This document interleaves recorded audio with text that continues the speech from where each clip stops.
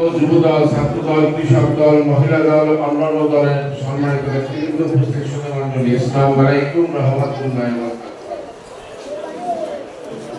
আমরা দীর্ঘ সময় কথা শুনতেছি। মুলাদি পৌর কর্তৃক আয়োজিত এই প্রতিনিধি সভায় অনেক কথা বলেছে।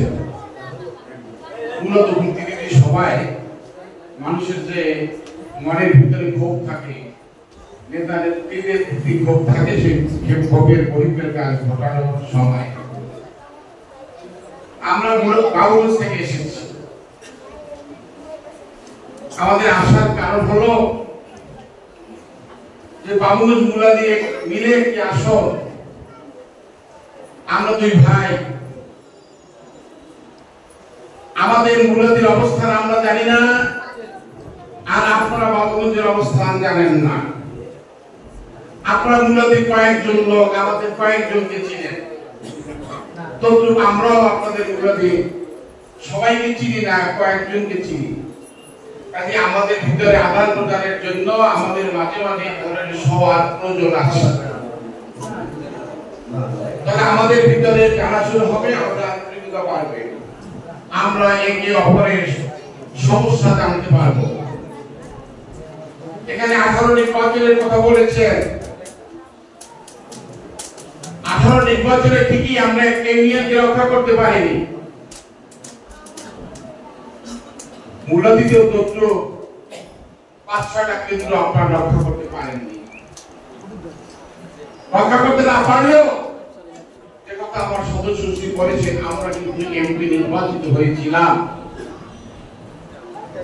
কিন্তু ঘোষণার কারণে আমরা এমপি নির্বাচিত হতে পারিনি। আমাদের কথা হলো আত্মসমালোচনা ভালো, দলের ভিতরে লোক থাকতে পারে, ভুলত্রুটি থাকতে পারে, সেটা ঘরোয়াভাবে সমাধান করা ভালো। আজকে আমরা যদি আমাদের যারা বিরোধী দল বর্তমান রাজনৈতিক মাঠে যারা আমাদের বিরুদ্ধাচারণ করছে, তাদের সুরে যদি আমরা কথা বলি, তাহলে আমরা তো তাদের মতোই হয়ে গেলাম। অর্থাৎ আমরা স্বীকৃত যে আমরা চাঁদাবাজি করতেছি। এই দল 17 বছর পরে এই আলোর দেখেছি। আমাদের মহাসচিব মির্জা ফখরুল আলমগীর বলেছিলেন, বিএনপির অনেক থেকে ভালো শিক্ষিত নেতা কর্মী ভ্যান চালায়, রিক্সা চালায়, দিন মজুর। কারণ তাদের কর্মসংস্থানের ব্যবস্থা ছিল না, তাদের আর্থিক অনটন ছিল, বিধায়ী তারা এই কাজগুলো করেছেন। আমি মনে করি এখনো বিএনপিটা হল চিন্তা কিছু হয়নি। আপনারা অধৈর্য হবেন না, আপনারা ধৈর্য ধারণ করেন এবং একটি দলকে অনুসরণ করেন, তারা কি করে সেটা দেখেন, তদ্রুপভাবে আপনারা রাজনীতি করেন। আমরা বড় বড় নেতা, কারো বাড়ি যাব না, কারোর সাথে কথা বলবো না, কারোর সাথে দেখা হবে না, দলের ভিতরে কথা বলবো না। তাহলে একটা সময় আসবে, সেই সময় সব কথা বলে শেষ করা যাবে না। কারণ আমরা আশা করে বসে আছি, নির্বাচনের সময় তো ভোটারের বাড়ি বাড়ি যাব, সকল কথা সেই সময় বলে আসবো। এর ভিতরে মনের আদান প্রদান হয়ে গেলে সেই লোকটা ফিরানো যাবে না, সেই লোকটাকে ফিরানো যাবে না।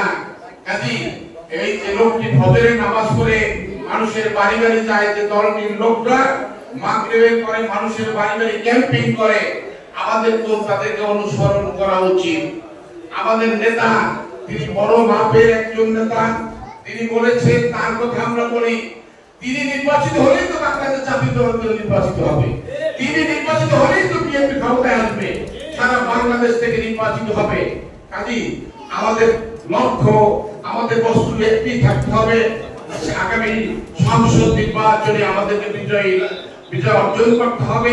সেক্ষেত্রে আমরা বাবুগঞ্জ মিলাদি ঐক্যবদ্ধ ভাবে কাজ করে এই অ্যাডভোকেট জয়নালের সাহেবকে নির্বাচিত করব।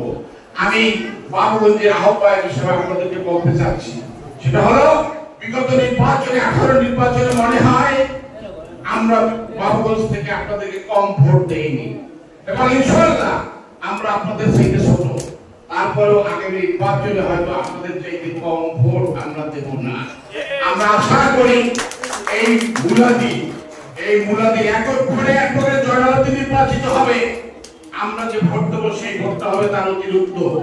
আমি আপনাদের সকলের দীর্ঘায়ু সুস্বাস্থ্য কামনা করছি এবং বিশেষ করে আমাদের নেতা জয়নুল আবদীন সাহেবের দীর্ঘায়ু সুস্বাস্থ্য কামনা করছি। আমি বেগম খালেদা জিয়ার সুস্বাস্থ্য কামনা করছি।